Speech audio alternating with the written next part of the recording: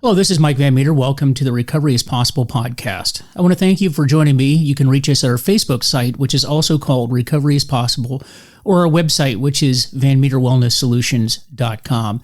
This podcast exists to educate the public about addiction, remove the stigma associated with addiction, and offer help and support to those suffering from addiction. And today's episode is brought to you by our sponsor, FHE Health, which is a substance abuse and mental health treatment center specializing in treatment for the first responders' needs, including PTSD, anxiety, and substance use. Take the first steps to a better life today by visiting FHEHealth.com. And folks, today what I want to talk about is some of the myths that are out there regarding the 12-step programs that are out there in recovery. And as I mentioned last week, I'm going to be answering questions from the listeners out there. You guys are sending in some great questions and comments, and I'd love to see more of that. Again, reach out to me on my Facebook page, on my website, vanmeterwellnesssolutions.com. Email me, call me, whatever you want to do, and we can cover some of the questions and comments that you have. And so I had an individual reach out to me and say, hey, listen, I stopped taking some of my medication, namely Antabuse, which is what this individual was on, because someone in my 12-step group, AA group in this particular instance, told me that I should not be taking medications because it's a crutch, and I shouldn't be using any medications as a crutch when you're in recovery. And now I want to address that because, as many of you know, I was an instructor down at the FBI Academy, and I developed a course called Leading at Risk Employees. And in that course deals with helping police executives from around the world develop programs, policies, and procedures for the people that are in their agencies. And I developed this course and was teaching them about recovery issues. What is inpatient treatment? What is outpatient treatment? How do you do an intervention? What are you looking for? How do you support officers? What do you do when they relapse? We got into policies and procedures and all that great stuff. But the great thing about teaching that course was it caused me to really dig into the history of 12-step programs. And I'm going to specifically talk about Alcoholics Anonymous, or AA. And the reason why I'm going to do that is because it's important for you to understand that any program that's out there that is a step-based program is originally based on that program, the AA program. Okay, so I'm not endorsing the program. I'm not endorsing the program, nothing along those lines. I'm just giving you a historical fact that the programs that you are aware of out there, that are available out there, are based on that particular program. And the person that was asking the question that I'm going to be addressing here today is a member of that particular program. Now, knowing that AA was the foundation of just about every other program out there that you can imagine, I really dug into the history. And if you're listening to me right now and you're somebody that's new to recovery, getting to recovery, and you're hearing things that are out there about the various programs, I suggest that you do the same. And that's what I did in my own recovery was, not only did I have to learn this stuff for teaching the class, but I mentioned in a previous podcast that my first year of recovery, all I did was read recovery-related literature. I frankly didn't read anything else. And I'm glad that I did because I learned a lot about how these programs work, what was intended, and then later how people have misconstrued what was intended and misconstrued what was said. Now, here's what I mean by that. This particular individual said that a person that they met in a 12-step meeting told them that they should not be using medication because it is a crutch, and you're violating one of the steadfast rules in AA, and that is that you cannot take medication, and if you do, then by definition, you're not sober. So let me address that. First of all, if you are new to recovery, which this individual is, be very, very careful in taking advice from other members of the group. You don't know their background, you don't know their history, you don't know what they know. You don't know what they don't know. You don't know whether they have been successful in their journey or not, and they are not medical professionals, right? So be very, very careful in that. And I heard it said one time that, in this program, we are all sick in one way or another.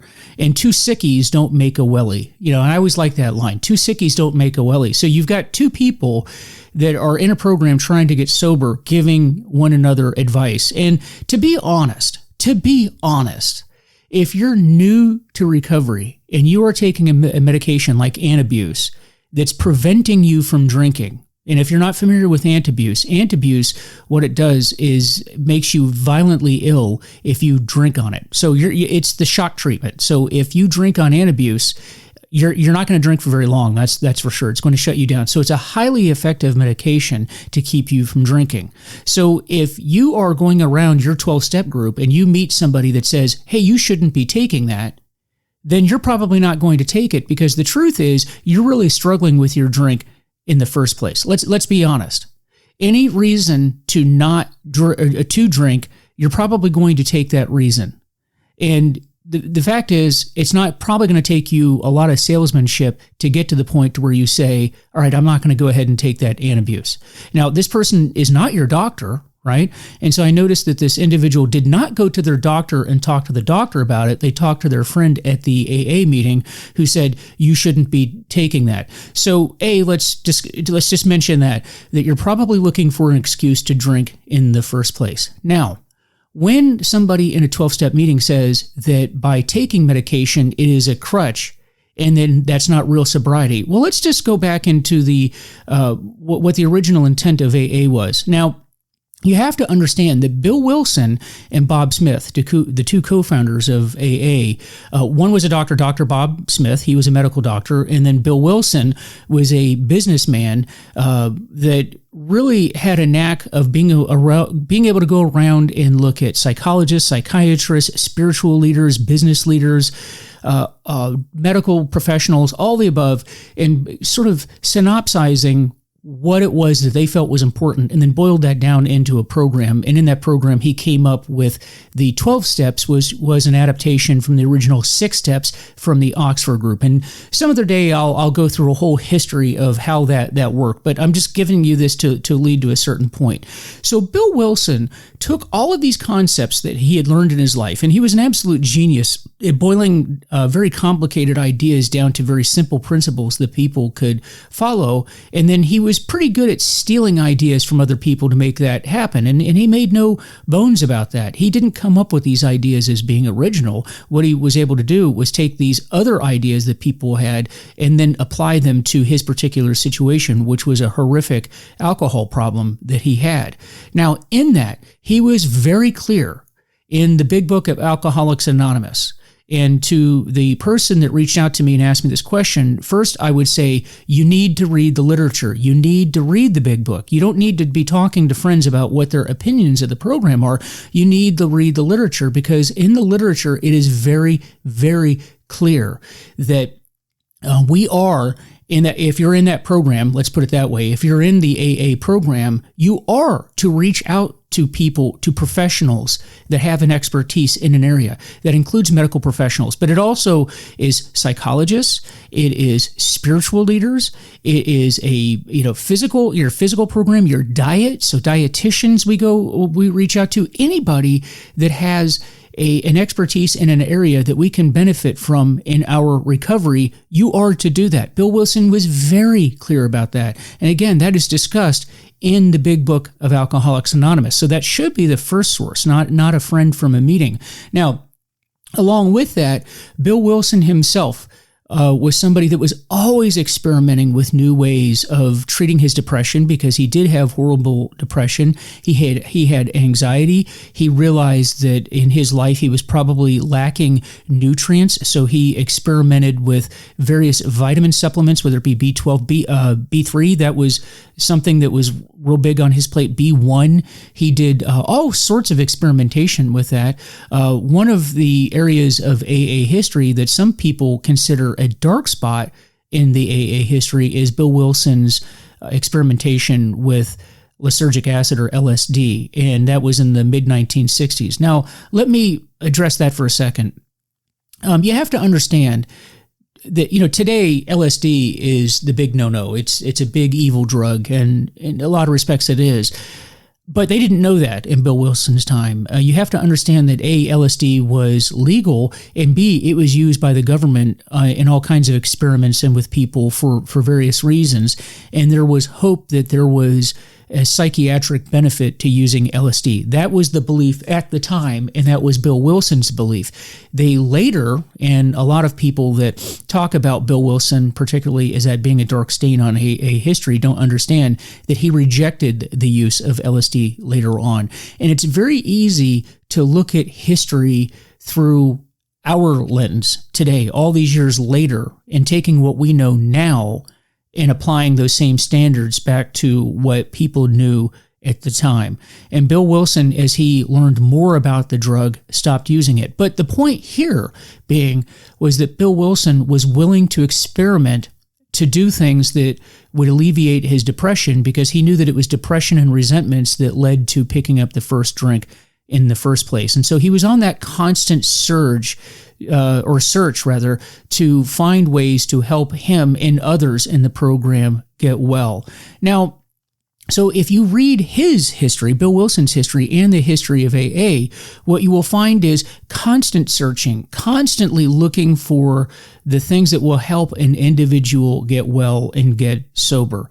So this idea that you can't take medications that will help you get well is absolutely absurd and does not fit within the tenets of the early days of AA. After all, the very first chapter of the Big Book of Alcoholics Anonymous is written by a doctor, and talking about how that particular doctor was looking for ways and methods of trying to get people who had what many believed at that time to be a disease that was almost incurable, because they didn't have anything leading up to that point, and deadly, and it had such a very dismal success rate.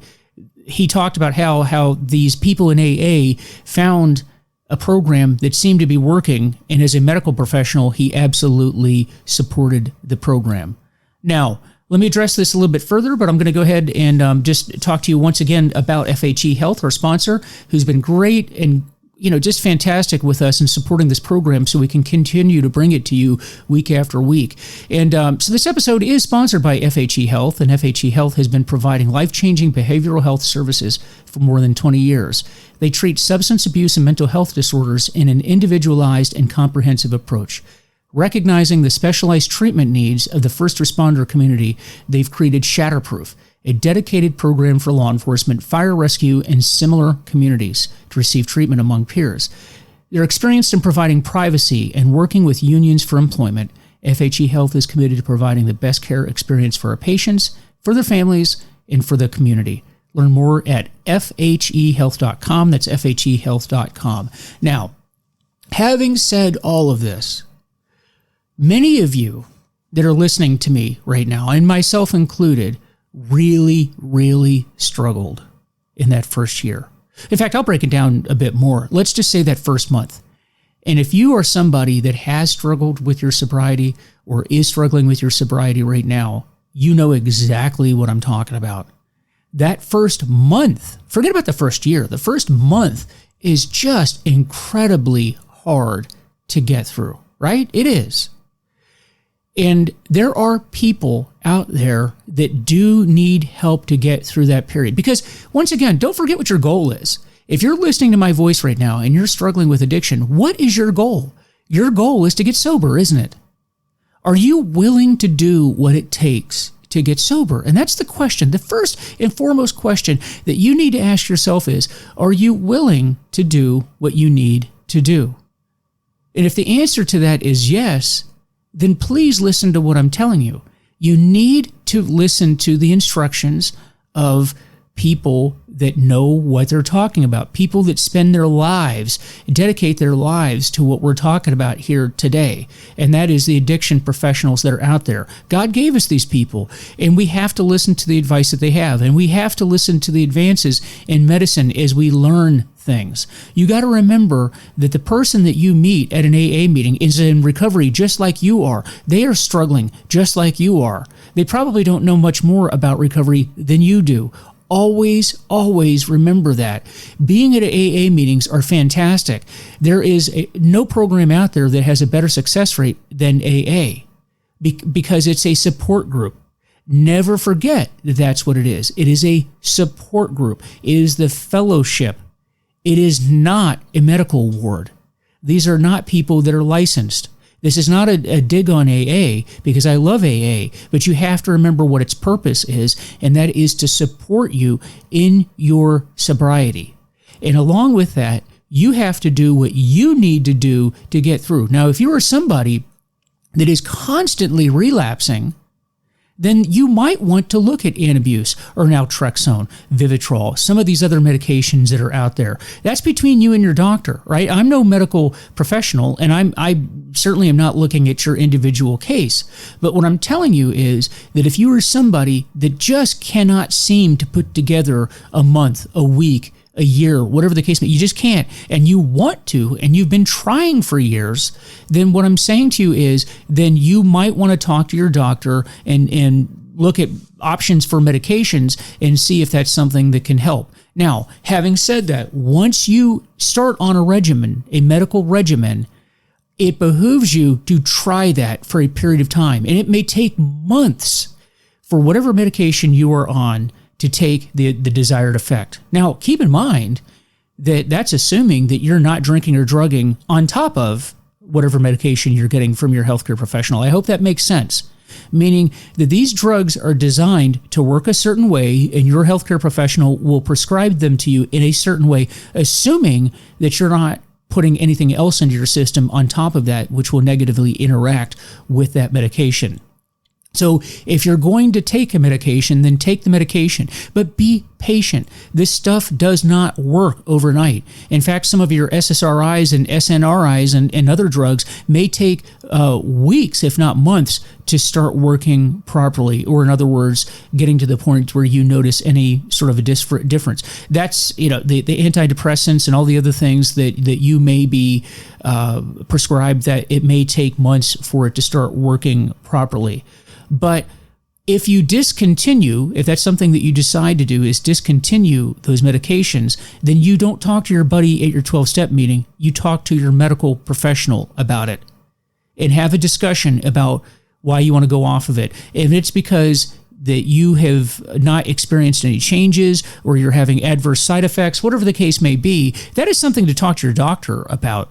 Because maybe they need to up your medication. Maybe they need to lower the medication. Maybe they need to change the medication.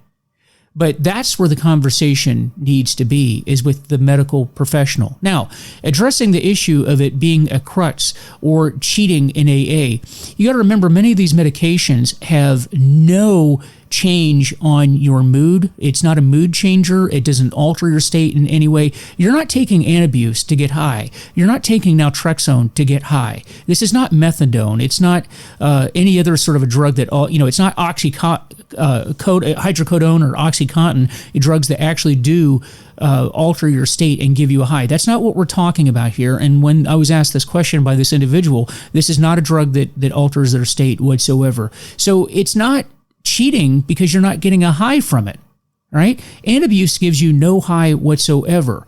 The only time you even notice that you're taking Antabuse is when you drink on it, and then you're really going to wish that you had not taken a drink on it. That's the only time you notice it at all.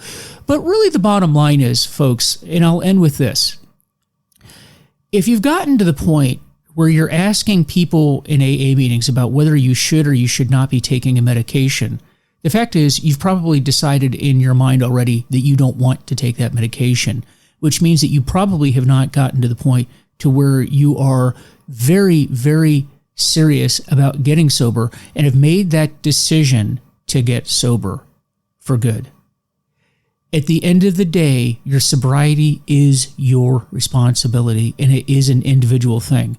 We go to doctors, we go to fellowship groups, we go to our spiritual groups, we call our friends, we call our sponsors, we do all of these things to help support us in our recovery. But at the end of the day, our recovery is an individual effort that is supported by fellowship groups. But at the end of the day, the only person that's not putting a drink or a drug in my body is me. And you've got to make that decision. You have to surrender to this disease. This disease is deadly and it will kill you. And before it kills you, it will destroy everything in your life. And you have to believe that because the evidence is clear on that. If you are to the point where you are even having these discussions with yourself and the people that you hold dear in your life, you really need to stop using altogether, and you need to use all the means necessary, all the tools in your toolbox to make that happen. And so I hope that this was a helpful podcast for you. I hope you got something out of it. Again, reach out to me and let me know if there's anything that you'd like to have covered. I love these questions. They're great questions. And I just hope that this is helping you in some way come to that conclusion that there are tools that you can use to help yourself get sober. You may need to do this for a few months. You may need to do it up to a year. In my case, it was over a year I was on certain medications that helped. But you know what? I'm glad that I did, because that's finally what got me to the point to where I am today. You know, we get assistance from all those people. You know, what was the old Beatles songs? You know, with a little help from my friends. Now, I think they were talking about drug use in that song. However, you know, it also applies to getting sober. And it's with a little bit of help from my friends. And sometimes that's what we need to do. But you know what? At the end of the day, it's the results that matter. And I'm glad that I took that advice. And this was advice that somebody gave to me a long time ago, and I'm passing it on to you. So again, guys, this episode has been sponsored by FHE Health. According to SAMHSA, first responders are 30% more likely to develop behavioral health conditions like PTSD. FHE Health specializes in getting first responders better and cleared for duty. So find out more at FHEHealth.com, FHEHealth.com. Do reach out to them. They're great folks. And as always, folks, I don't condone any particular group per se. I want you to do what you need to do. If you have whatever group is working for you, then that's what I want you to do. So what if I've said anything here today that doesn't apply to you or you don't agree with, then just discard it. But try to take something that you can use to help yourself and help others along the way, because that's what we do in recovery. So with that, visit our Facebook page, which is Recovery is Possible, and our website, which is VanMeterWellnessSolutions.com. Let me know how I'm doing, and let me know if there's a topic you're interested in hearing about, because I'd love to hear from you. And you guys take care, and we'll see you next time.